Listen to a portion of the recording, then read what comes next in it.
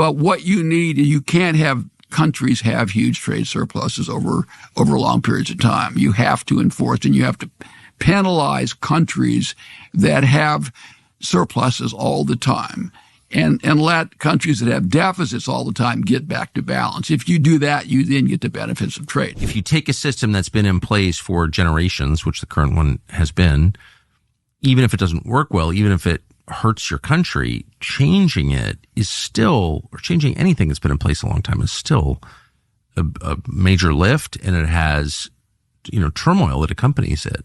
So can you just be more specific about what sort of turmoil you anticipate as this administration puts into place this new system?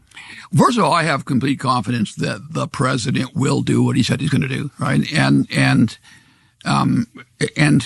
unlike a lot of politicians, he ran on like real substance and big ideas, and this is probably the biggest of the ideas that he ran on. And I think he's going to follow through on his promises, because that's the most important thing. The worst case would be that he doesn't. So what you have to do is put in place tariffs, as I say, to offset not just tariffs. That's a tiny thing. I just keep going back to this point because it's so fundamental. The problem is not just foreign tariffs. That's a tiny part of the problem. But to offset this unfairness.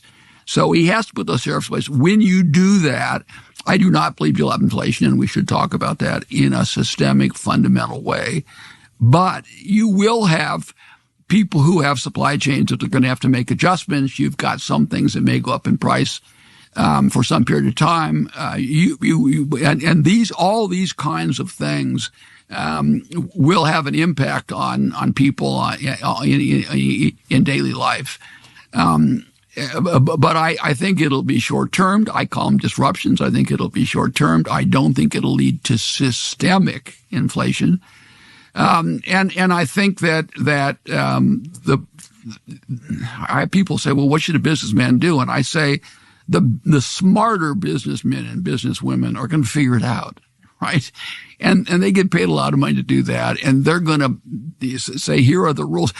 Just on that point, I've had business people, really smart business people, when I would explain this problem, and they would say, Bob, it's the government's responsibility to set up the rules. I'll figure out a way to make money in the rules. That's my responsibility. But I shouldn't be doing this social stuff. That's not my job. My job is to make whatever widgets and to make them profitable and employ my people. And I think that's kind of an important point. It's President Trump's responsibility now. He's the president.